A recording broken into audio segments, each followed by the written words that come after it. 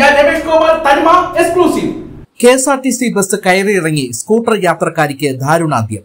കൂവളശ്ശേരി സ്വദേശി ശ്രീജയാണ് മരിച്ചത്.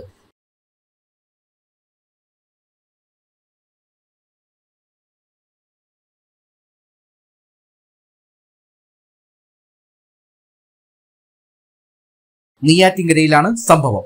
ഒരേ ദിശയിൽ വന്ന ബസ് ആക്ടീവ സ്കൂട്ടറിനെ ഓവർടേക്ക് ചെയ്യുന്നതിനിടയിലാണ് KSRTC ബസ് ആക്ടീവയിൽ തട്ടിയത്. തുടർന്ന് യാത്രക്കാരിയുടെ പുറത്തേക്ക് ബസ് കയറി ഇറങ്ങുകയായിരുന്നു.